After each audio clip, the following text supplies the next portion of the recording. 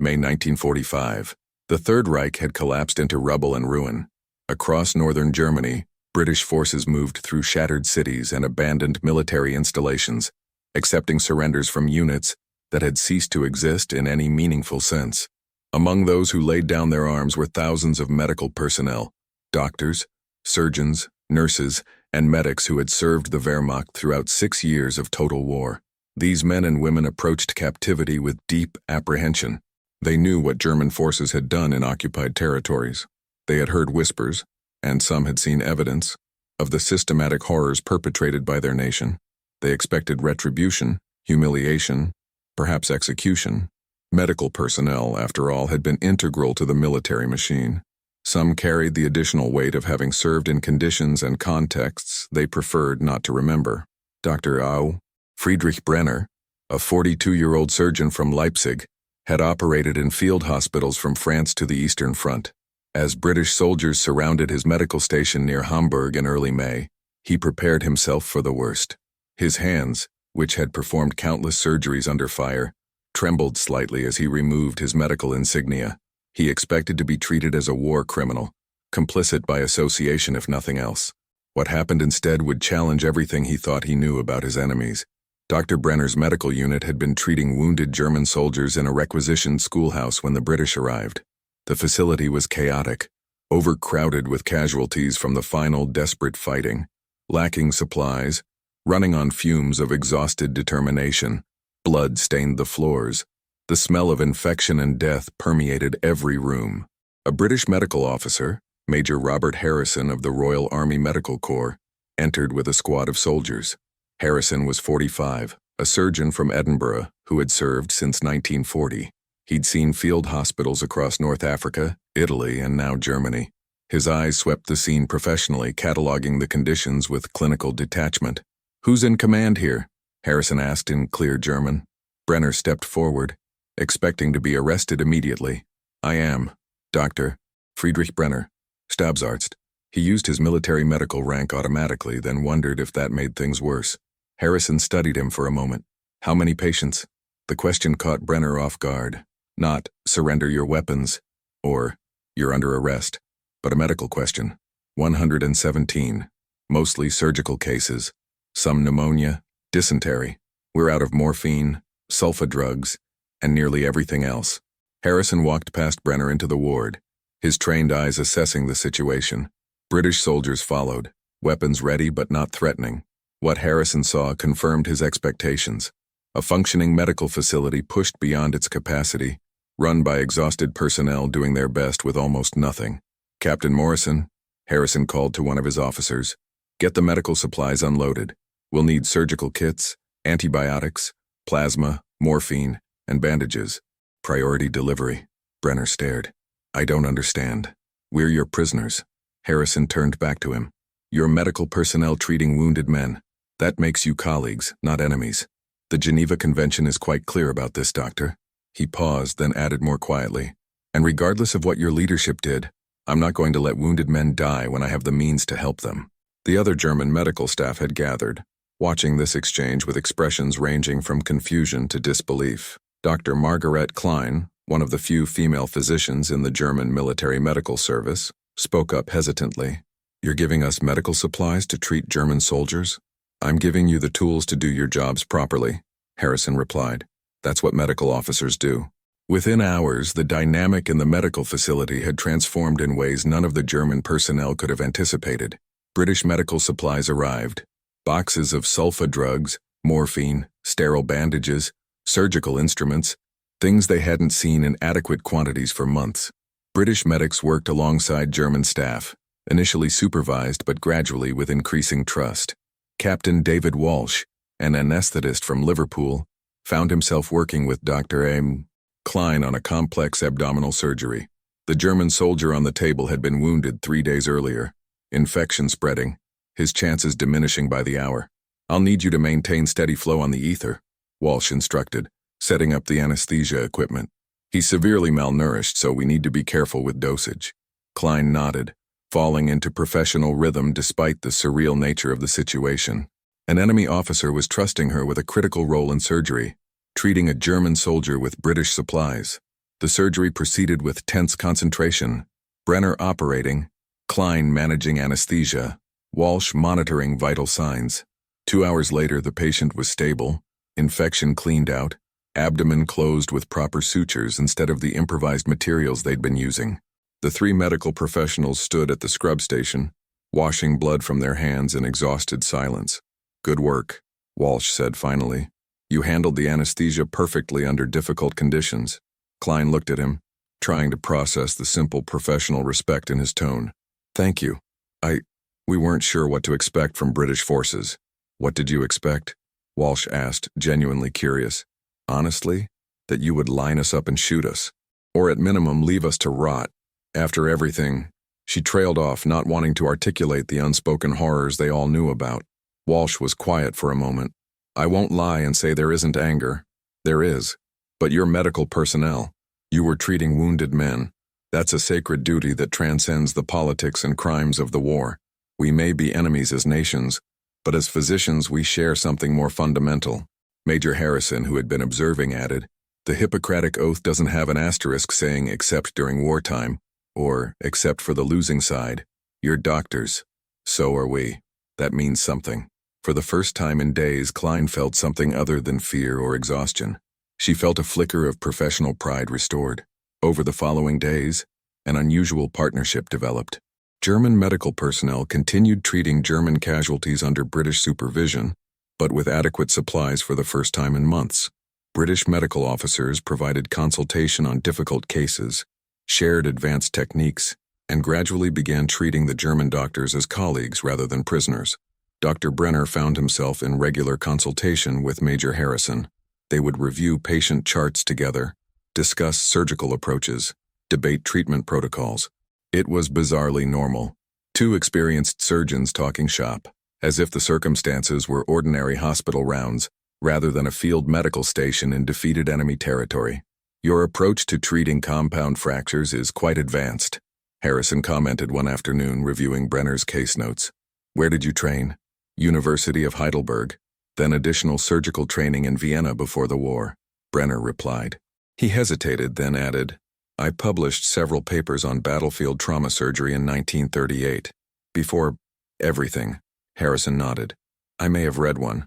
Was it about managing arterial damage in extremity wounds? You read German medical journals? Good medicine is good medicine regardless of where it's published. The war interrupted professional exchange, but the scientific method doesn't care about politics." Harrison looked directly at Brenner. "You're a skilled surgeon, doctor. That doesn't change based on which uniform you wore." The recognition meant more to Brenner than he wanted to admit. For years, he'd been reduced to his role as a military physician in service to a cause he'd grown to question. Being seen as a skilled medical professional first, rather than as an enemy first, awakened something he'd thought lost. But not all interactions were so straightforward. Dr. Hans Richter, a younger physician who had joined Brenner's unit in 1943, struggled with the cognitive dissonance. He'd been thoroughly indoctrinated, believing British forces were fundamentally brutal and bent on Germany's destruction. "They're manipulating us," Richter insisted during a staff meeting. "The medical cooperation is psychological warfare. They want to make us compliant." Or, Klein countered sharply, "they're simply professional medical officers doing what medical officers should do." Did it occur to you that maybe we were lied to about more than just military strategy? The tension in the room was palpable. Some of the German staff nodded agreement with Klein. Others looked uncomfortable, caught between their training and the evidence before their eyes. Brenner intervened. "What matters now is that we can treat our patients properly. The politics can be sorted out later." As German casualties recovered and were transferred to prisoner facilities, the medical staff faced their own uncertain futures. Major Harrison called a meeting with all German medical personnel to explain the situation. "You'll be processed as prisoners of war, but medical personnel have special status under the Geneva Convention," Harrison explained. "You'll likely be retained to provide medical care for other German prisoners. Your skills are needed." Dr. Brenner raised his hand. "Will we be tried? For war crimes?" The question hung in the air.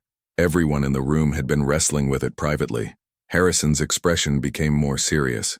"Medical personnel who committed atrocities will face justice, but treating wounded soldiers, even for the German military, isn't a war crime." If you were simply doing your jobs as physicians, you have nothing to fear from Allied justice." He paused significantly. "However, if any of you participated in medical experiments, euthanasia programs, or other criminal activity, I strongly advise you to come forward now. Honesty will be viewed more favorably than attempts to hide." The silence was deafening. Several doctors shifted uncomfortably. Brenner felt sweat on his palms. He'd served only in field hospitals, treating combat casualties, but he knew others had been involved in activities that crossed ethical lines. The German military medical service had not been uniformly innocent. Dr. Klein spoke up. "What constitutes simply doing our jobs? We all followed orders that in hindsight seem questionable. We all made compromises with conscience because we were told it was necessary for the war effort." Harrison nodded slowly. "That's a difficult question, Dr. Klein. Following standard military medical protocols, treating wounded soldiers, managing field hospitals, conducting surgery, those are legitimate medical activities. Participating in medical murder, experimentation on prisoners, eugenic programs, those are crimes. Most of you, I suspect, fall into the former category. If you're uncertain about your own status, you'll have the opportunity to explain your service record to investigators." After the meeting, Captain Walsh pulled Brenner aside. "You're worried, aren't you, if you were in my position?" "Probably, but Harrison's assessment of you is that you're a legitimate field surgeon who kept his head down and tried to save lives. That's worth something. The Allies aren't interested in punishing every German who wore a uniform. They're after the ones who committed actual crimes. The line seems blurry from where I'm standing." "War does that," Walsh agreed. "Makes everything blurry. But genuine medical care? That's pretty clear." A week into the British occupation of the medical facility, an incident occurred that would test the developing respect between the two groups. A British soldier was brought in with a severe injury. A landmine had detonated during clearing operations, causing massive trauma to his legs and lower abdomen. Major Harrison was in the field inspecting other medical facilities. Captain Walsh was present, but needed surgical assistance. The case was critical, requiring immediate intervention or the soldier would die within the hour. Walsh looked at Brenner. "I need your help. You're the most experienced trauma surgeon here." For a moment, everyone in the room froze. A German doctor operating on a British soldier? The symbolism was loaded, the trust required enormous. British medics looked uncertain. The German medical staff held their breath. Brenner didn't hesitate. "Prepare the operating theater. We need to move now." They worked together with intense focus. Walsh managing anesthesia and blood transfusions. Brenner operating with hands that had performed similar procedures hundreds of times under fire. Dr. Klein assisted, anticipating needs before they were verbalized. The surgery was brutal, complicated by severe tissue damage and blood loss. 3 hours later, they had done everything possible. The British soldier was alive, stable, but critical. Time would tell if he would survive, but they had given him a fighting chance. As they scrubbed out, Walsh extended his hand to Brenner. "That was extraordinary work. You saved his life. We saved his life," Brenner corrected. "I couldn't have done it without your blood management." Word of the surgery spread through both British and German personnel. For the British soldiers, it was proof that the German medical staff could be trusted completely. For the German medical personnel, it was validation that their skills were valued beyond national boundaries. When Major Harrison returned and heard about the incident, he found Brenner doing paperwork. "Captain Walsh told me what happened. I understand you operated on Corporal Stevens." "I did what any surgeon would do, Major. There was a wounded man who needed immediate care." Harrison sat down across from him. "You could have refused. Some in your position might have, either from remaining hostility or fear of doing something wrong and being blamed." "He was a patient," Brenner said simply. "Nationality doesn't matter in the operating theater." "That," Harrison replied, "is exactly the attitude that makes you a real doctor, not just someone who went to medical school." The successful surgery created a shift in the atmosphere. British soldiers who had been cordially distant began treating the German medical staff with genuine warmth. Small gestures accumulated, extra rations shared, cigarettes offered, conversations that went beyond professional necessity. Corporal Stevens, the British soldier Brenner had operated on, stabilized and began a slow recovery. When he was conscious enough to understand what had happened, he asked to meet the surgical team. "I'm told a German doctor saved my life," Stevens said weakly from his hospital bed. Brenner, accompanied by Captain Walsh, approached somewhat awkwardly. "I'm Dr. Brenner. I performed the surgery." Stevens looked at him for a long moment. "Why?" After everything, why would you save an enemy soldier? You weren't an enemy on my operating table, Brenner replied. You were a patient with traumatic injuries who needed immediate surgical intervention. That's all that mattered. Stevens extended his hand. Thank you, doctor. I've got a wife and daughter back in Manchester. Because of you, I might see them again. The handshake between wounded British soldier and German surgeon who saved him became symbolic for many in the facility. It represented something larger than individual survival, the possibility of moving past hatred towards something more fundamental. But not everyone embraced this transformation. Dr. Richter, the younger German physician, remained resistant. He approached Brenner privately one evening. You're collaborating with them, Richter accused. Operating on their soldiers, taking their praise, acting like we're colleagues instead of conquered enemies. Brenner felt his patience snap. What would you have me do, Hans? Let a wounded man die on principle? We're physicians. That means something, even when everything else has fallen apart. We served Germany. We should maintain some dignity in defeat. Dignity? Brenner's voice was sharp. I'll tell you what dignity looks like. It looks like using your skills to save lives regardless of politics. It looks like maintaining your professional ethics even when your country has abandoned its own ethics. The British could have treated us like criminals. Instead, they treated us like doctors. If you can't see the decency in that, then I question whether you understand what being a physician means. Richter left without responding, but Brenner noticed he continued treating patients with full effort. Perhaps actions spoke louder than ideology, even for those still clinging to the wreckage of belief. As June arrived, the immediate crisis of wounded soldiers had stabilized. The British began organizing the German medical personnel for longer-term prisoner care duties. Dr. Brenner and several others were selected to staff a larger prisoner medical facility being established near Hanover. Major Harrison called Brenner to his office for the assignment briefing. You'll be medical director of the German prisoner facility. You'll have British supervision, but day-to-day operations will be your responsibility. Can you handle that? Brenner was surprised by the level of trust. You're giving me command authority? You're a competent surgeon and administrator. The prisoners are your countrymen. Who better to oversee their medical care? Harrison smiled slightly. Though I'd appreciate if you'd accept some advice from time to time. Of course, Major, I'd be honored. Harrison's expression became more serious. Friedrich, may I call you Friedrich? The use of his first name was unexpected. Intimate even. Please. Friedrich, I've been thinking about something. When this war started, I had very clear ideas about who the enemy was. Germans were the aggressor, the evil force that needed to be defeated. And that was true, in the broad strokes. But working with you and your staff these past weeks has reminded me that underneath the politics and ideology, we're all just people trying to do our jobs and survive. I appreciate that, Robert, though I won't pretend that many Germans don't bear responsibility for terrible things. Of course, but collective guilt is a dangerous concept. Holding every German accountable for the crimes of the leadership is both unjust and impractical. We need people like you, competent, ethical professionals to help rebuild. Treating you with respect isn't weakness or naivety. It's recognition that Germany's future needs its decent people to survive and lead. Brenner felt emotion rise in his throat. I spent so many years wondering if I was complicit simply by serving, wondering if my medical work was tainted by association with the regime. Your respect, and the respect of your colleagues, has helped me remember who I was before the war, and who I might be after it. Don't misunderstand, Harrison added. This doesn't absolve anyone of actual crimes, but it does mean that those who maintained their integrity despite serving in an illegitimate cause deserve recognition for that integrity. That's more than I expected, Brenner admitted. It's exactly what you've earned. The transfer to the new facility brought Brenner and several colleagues to a larger operation. Here, they encountered a broader cross-section of British medical personnel, not all of whom shared Major Harrison's approach. Some were more suspicious, more hostile, less willing to extend professional respect. Lieutenant Colonel James Burton, the British commanding officer of the facility, was older, more traditional, and considerably less sympathetic to German prisoners than Harrison had been. His initial meeting with Brenner set a different tone.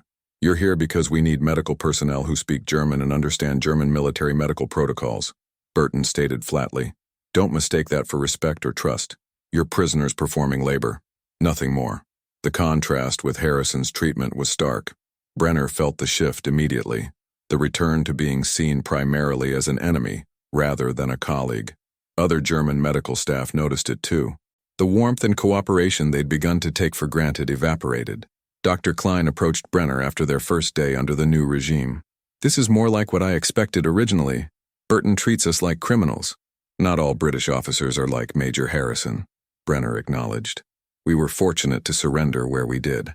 Yet even under Burton's stricter oversight, the respect from some British personnel continued.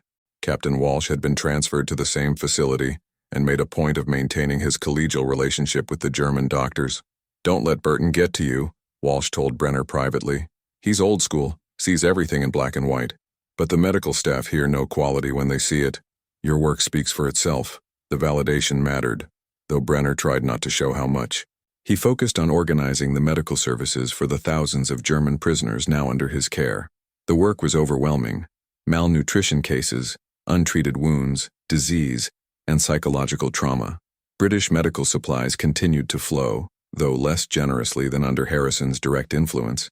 Burton approved resources based on strict necessity rather than optimal care. Still, it was infinitely better than what German forces could have provided for themselves at this stage. The German medical staff fell into routine, treating patients, training less experienced medics, maintaining medical records, and occasionally consulting with British medical officers who were willing to work cooperatively. The respect they received varied by individual, but the professional foundation Harrison had established persisted despite Burton's hostility. July brought an unexpected development. War crimes investigations had begun in earnest, and medical personnel were being scrutinized. All German doctors were required to submit detailed accounts of their service records, facilities they'd worked in, and any activities that might warrant investigation. Brenner filled out his forms meticulously, documenting his service from 1939 through surrender. Field hospitals in France, Yugoslavia, the Eastern Front, finally Germany itself. Surgical procedures, patient care, medical logistics. Nothing extraordinary, nothing criminal. Just the grinding work of military medicine under increasingly desperate conditions. Dr. Klein's situation was more complicated. She'd served briefly at a facility that was later revealed to have conducted unauthorized medical experiments. Though she hadn't participated directly and had been transferred away before the worst activities occurred, her presence there created questions. "They want to interview me," she told Brenner, fear evident in her voice. "What if they don't believe I wasn't involved? Tell them exactly what you did and saw. The truth is your best defense." The investigation process was thorough, but to Brenner's surprise, reasonably fair. British medical officers conducted the interviews, not intelligence or military police. They asked detailed questions, but seemed genuinely interested in determining actual culpability rather than assuming guilt. Captain Walsh interviewed Brenner personally. "This is just procedure, Friedrich, but I need to ask, did you ever participate in medical activities you believed were unethical or criminal?" "Never deliberately," Brenner answered carefully. "I refused one transfer to a facility I suspected wasn't primarily treating combat casualties. I don't know if my suspicions were correct, but I made excuses about being needed at the front. Whether that makes me complicit for not reporting my suspicions, I don't know." Walsh made notes. "Did you ever witness or participate in the mistreatment of prisoners, execution of wounded enemies, or medical experimentation?" "No. My work was entirely treating combat casualties. German soldiers wounded in action. I saw captured Allied soldiers treated in our facilities a few times. They received the same care as our own men, which was poor toward the end due to supply shortages but not deliberately cruel. And you never received orders to withhold care based on ethnicity, nationality, or other criteria?" "No. Medical triage was based solely on severity of injury and likelihood of survival." Walsh closed his notebook. "Thank you for your honesty. I don't anticipate you'll have problems with the investigation." The relief was enormous. Dr. Siram Klein's interview was more intensive. She spent 3 hours with British investigators, explaining her brief service at the facility that had later been identified as a site of medical crimes.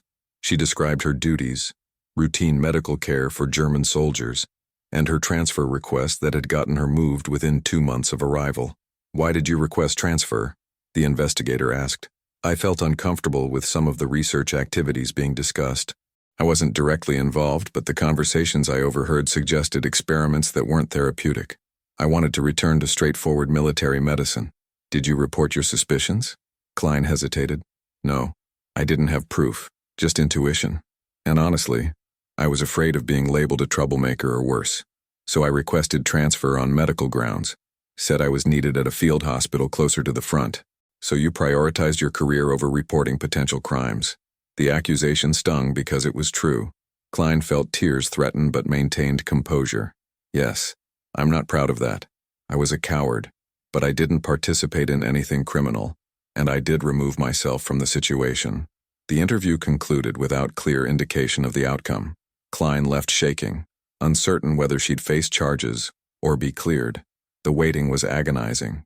Meanwhile, word spread through the facility about Allied discoveries at various camps throughout Germany and occupied territories. The full scope of systematic atrocities was emerging. Not just military crimes, but industrialized murder and medical horrors that defied belief.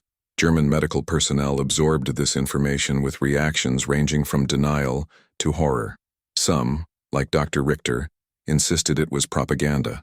Others, like Brenner, felt a crushing weight of collective shame, even while knowing they personally hadn't participated. How could our profession be involved in such things?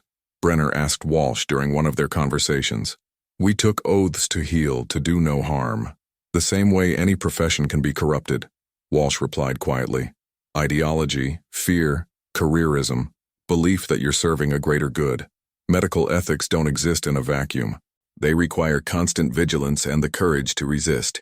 Did any German doctors resist? Some. We've found evidence of doctors who refused certain orders, who tried to protect patients, who resigned from compromising positions. Not enough, certainly. But some. The acknowledgement that resistance had been possible, even if rare, made the moral burden heavier, not lighter. August brought resolution to some uncertainties. Dr. Klein was cleared of war crimes charges. The investigation concluded she hadn't participated in illegal activities and had removed herself from a compromising situation at the first opportunity. Her relief was profound, though the experience had marked her permanently. Dr. Richter, however, faced continuing investigation. Questions emerged about his service at a military hospital that had been involved in the euthanasia program. He maintained innocence, claimed ignorance of the facility's activities, but his earlier ideological statements and evasive answers during interviews created suspicion. Brenner watched Richter struggle with a mixture of sympathy and frustration. If Richter had committed crimes, justice was appropriate. But if he'd simply been a young doctor caught in a corrupt system, was he more or less responsible than those like Klein who had suspected wrongdoing but done nothing? The philosophical questions were endless and exhausting. Meanwhile, the prisoner medical facility had settled into functioning routine. Brenner's administration proved effective. German medical staff worked alongside British personnel with increasing cooperation. The initial hostility from Lieutenant Colonel Burton had softened somewhat as he witnessed the quality of care being provided. I may have misjudged you, Burton admitted to Brenner during an inspection. Your facility runs better than some British military hospitals I've seen. It was grudging praise, but praise nonetheless. Brenner accepted it with professional dignity. As autumn approached, the first German prisoners began being released. Those determined to be low risk, needed for reconstruction efforts, or cleared of any significant crimes. The medical staff wouldn't be among the first released. Their skills were too valuable for managing the ongoing prisoner population. But the possibility of eventual release was now real rather than abstract. Captain Walsh received transfer orders back to Britain. His farewell to Brenner was warm, genuine, tinged with the sadness of friends parting under strange circumstances. You're a good doctor and a good man, Friedrich. I'm glad I had the chance to know you beyond the categories of enemy and ally. Likewise, David. You and Major Harrison restored my faith that professional integrity could survive even the worst circumstances. They shook hands, then embraced briefly, a gesture that would have been unthinkable months earlier. Two medical officers who had treated each other with respect, despite the war that had made them enemies. September 1945 brought a moment that crystallized everything. Major Harrison, who had been promoted and transferred to oversee multiple medical facilities, visited Brenner's facility for an inspection. With him came several high-ranking British and American medical officers, including representatives from the Military Medical Corps, who were documenting best practices in occupied Germany. Harrison gave them a tour of the facility, highlighting the successful integration of German medical personnel into the prisoner care system.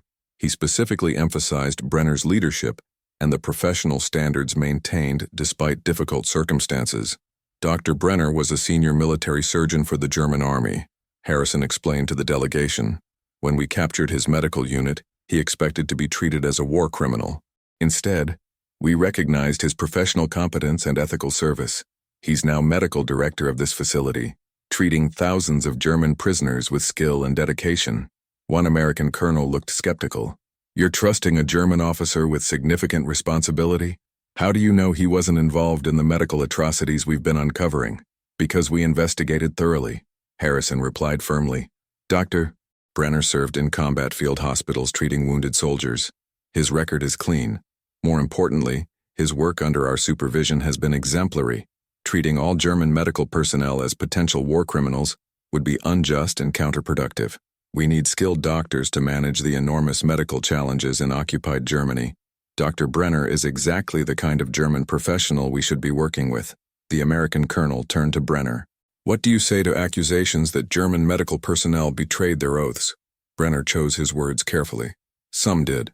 Unquestionably, the medical profession in Germany allowed itself to be corrupted by ideology and failed to uphold the fundamental ethics of our calling. Those who committed crimes deserve punishment, but many military doctors simply treated wounded soldiers under increasingly desperate conditions. We're not all heroes, but we're not all criminals either. Major Harrison and his colleagues treated us with enough respect to make that distinction, and I'm grateful for it. Harrison added, showing respect to ethical German professionals doesn't minimize the crimes that were committed. It simply recognizes that millions of Germans served in non-criminal capacities and will be needed to rebuild their country. Dr. Brenner represents the Germany we hope will emerge, professional, competent, and committed to ethical standards. The delegation seemed satisfied, though not all were entirely convinced. Dr. Friedrich Brenner was released from prisoner status in December 1946, nearly 20 months after his surrender. He returned to Leipzig, which was now in the Soviet occupation zone, but quickly relocated to the British zone where conditions were better, and his prior relationship with British medical officers had created a positive record. He resumed practicing medicine, first in a civilian hospital in Hamburg, later opening his own practice. He never discussed his military service publicly, but he maintained correspondence with Major Harrison and Captain Walsh for years. The friendship that had begun in such unlikely circumstances persisted into the post-war world. Dr. Klein also resumed medical practice, becoming one of the early advocates for medical ethics education in German universities. She gave lectures about the corruption of medicine under totalitarian ideology, drawing on her personal experiences without dwelling on her own moral compromises. Her work influenced a generation of German physicians, grappling with their profession's dark history. Dr. Richter was never charged with crimes, but the investigation's findings left questions unresolved. He emigrated to South America, where he practiced medicine under a slightly altered name. Whether this represented guilt or simply desire to escape association with the past was never clear. For decades afterward, Brenner would reflect on those weeks in May and June 1945. The British medical officers who had treated him as a colleague rather than an enemy had done more than save his professional dignity. They'd provided a model for how former enemies might become partners in reconstruction. We expected hatred, Brenner wrote in a private memoir years later. We expected retribution, humiliation, perhaps execution. What we received instead was professional respect from men who had every reason to hate us. Major Harrison, Captain Walsh, and others saw us as doctors first, Germans second, and enemies only in the historical sense. That distinction made all the difference. The genuine respect British medical officers showed their German counterparts wasn't naive forgiveness or denial of crimes. It was recognition that individual ethical conduct mattered even within a corrupt system, and that professional standards could transcend national boundaries even in the aftermath of total war. The meals shared between soldiers had been important, but the professional respect shared between doctors was transformative. It suggested that reconciliation was possible not by forgetting history, but by distinguishing between those who committed crimes and those who maintained their integrity, despite serving a criminal regime.